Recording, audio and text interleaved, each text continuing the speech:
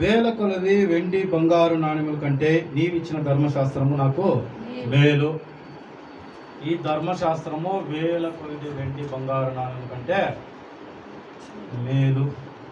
ఈ ధర్మశాస్త్రం, ఈ గ్రంథం మనకి మేలు ఇచ్చినందుకు దానికి కృతజ్ఞత తెలుపుకోవాలి. ఎందుకు ఈ ధర్మశాస్త్రము వేల కొలది వెండి నాణ్యముల కన్నా శ్రేష్టము అనంటే,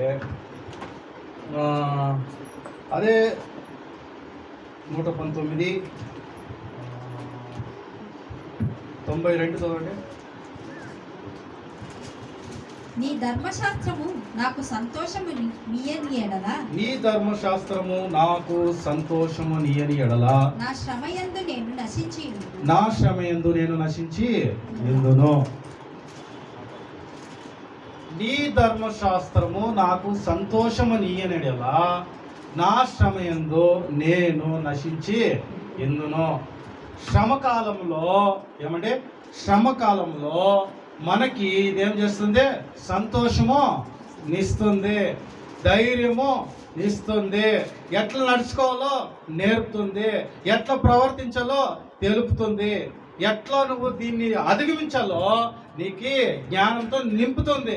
దానికి వెండి ఇస్తే, బంగారు ఇస్తే, లేదా డబ్బు ఇస్తే నీకు నేర్పిస్తుంది, అవి నేర్పిదు, ఇది నేర్పిస్తుంది. అందుకే దావీదు గారు ఏమన్నాడు? వెండి బంగారు నాణ్యం వేల కొలది, అది 1 2 కాదు, ఎంత వేల కొలది వెండి బంగారు నాణ్యం ఇచ్చినా కానీ నీ ధర్మశాస్త్రం నాకు దొరికింది మేలు అని. ఎందుకు మేలు అంటే, శ్రమకాలంలో మనల్ని ఎట్లా నడుచుకోవాలో మనకి నేర్పిస్తుంది. అది శ్రమకాలంలో నువ్వు సంతోషంగా ఉండేదాన్ని ఎట్లా నేర్పిస్తుంది అనమాట. సంతోషంగా ఎట్లుండేదో నీకు నేర్పిస్తుంది. దీనికి ఉదాహరణగా, దీనికి ఒక సాదృశ్యంగా ఏం తీసుకుందామంటే, యోబు 1వ అధ్యాయము 1వ వచనం నుంచి చదవండి.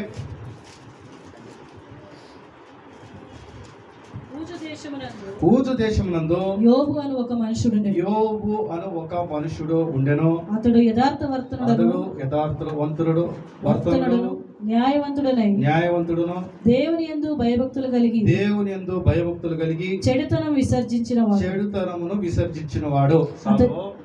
ఈయన ఏం చేసినాడు?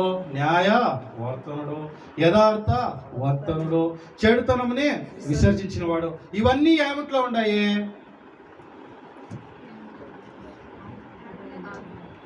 ఇవన్నీ ధర్మశాస్త్రంలో ఉన్నాయి.